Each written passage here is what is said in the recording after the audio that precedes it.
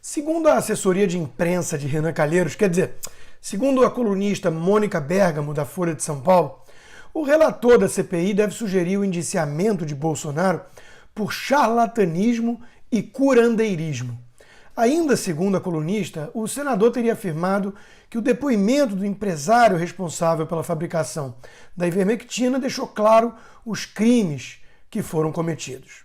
Deve ser muito dura a vida de um relator de uma CPI circense que tentou de tudo para encontrar algum leve indício de corrupção e, por não ter encontrado absolutamente nada, precisa puxar essa da cartola. Haja criatividade e desespero, claro. Vejamos o que diz o artigo do Código Penal sobre esse assunto. É o artigo 283. Inculcar ou anunciar cura por meio secreto ou infalível. Pena, detenção de 3 meses a 1 ano e multa. Quando foi que Bolsonaro anunciou alguma cura secreta ou infalível? Essa parte eu perdi.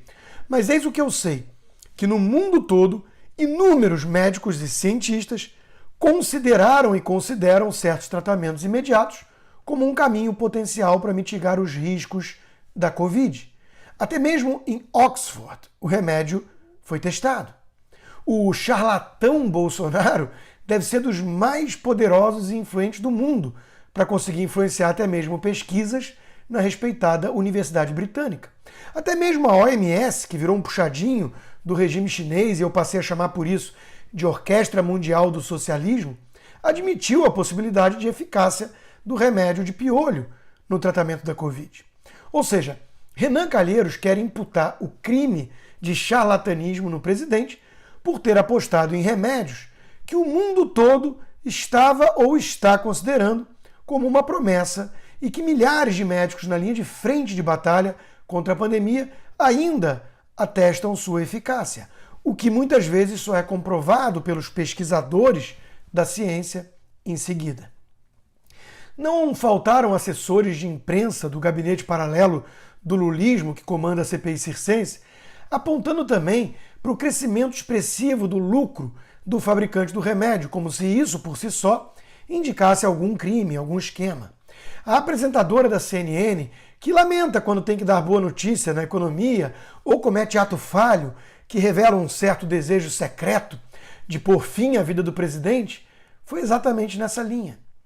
Mas, se essa lógica serve para o tratamento imediato, por que não serviria para os fabricantes de vacina? As Big Pharma são uma das indústrias mais ricas e poderosas do mundo e não produzem vacinas a toque de caixa por altruísmo. É um espanto como a mídia trata as Big Pharma como empresas abnegadas, sem falar do embaixador chinês que diz que o seu regime ofereceu ao mundo milhões de doses de vacina, ignorando que elas foram vendidas. E no Brasil, contam com um certo governador tucano agindo basicamente como seu lobista. Vacina é um enorme mercado. Não há, a princípio, nada errado nisso. Graças ao capitalismo e ao lucro, tivemos tantos avanços medicinais. Só não podemos fechar os olhos para eventuais conflitos de interesse. Tampouco adotar um duplo padrão aqui. A Pfizer, por exemplo, espera ter mais de 30 bilhões de dólares de receita esse ano só com vacina. Agora vamos voltar ao charlatanismo. O que se exige desses remédios, usados em tratamentos imediatos na Covid, é o tal teste duplo cego randomizado padrão ouro, ou seja, o ápice da prova científica. Só tem um detalhe: algo como 90% dos remédios que usamos em diversos tratamentos não possuem esse grau de confiança. Curiosamente, ele só é exigido para cloroquina ou ivermectina, e isso em meio a uma pandemia. Falemos então de curandeirismo. Que tal usar dipirona para tratar a Covid? Alguém pode apresentar o teste de ouro padrão aí para o medicamento? Nesse caso, não, né? Foi o que pensei. E olha, a coisa piora, já que a dipirona tem lá a sua utilidade indicada em outras doenças, apesar de ter sido proibida em países como Estados Unidos e Suécia, entre outros, que preferem o paracetamol. Mas que tal isso aqui? Florais, homeopatia, reiki. E para tratar Covid ainda por cima.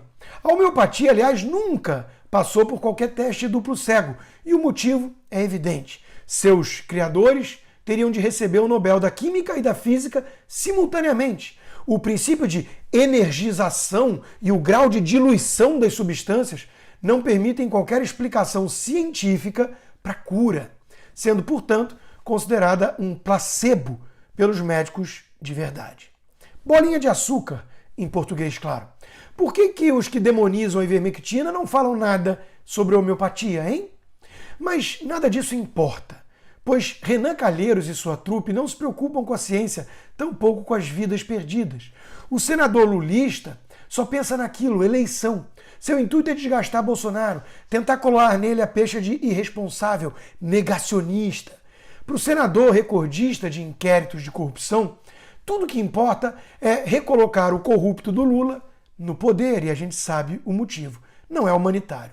Vai encontrar apoio no iluministro, o ungido que deseja empurrar a história em direção ao progresso, já que ele viu a luz da ciência e sabe onde devemos chegar.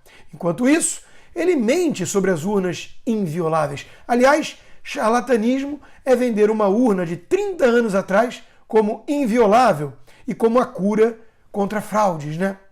Fora isso, Barroso debate política com o imitador de focas e chama de transcendente alguém como João de Deus. Eu amo todos vocês. O que eu posso dizer é que há uma coisa totalmente transcendente nesse poder que ele tem de exalar o bem, de curar pessoas e de extrair o que há de melhor nas pessoas. Esse sim, aliás, um tremendo picareta, né, embusteiro, que poderia ser enquadrado no crime de curandeirismo, mas esse é coisa pequena, porque o estupro é mais grave, né? E não custa lembrar que o próprio Renan Calheiros também saiu em defesa do médium, viu? E não foi uma só vez.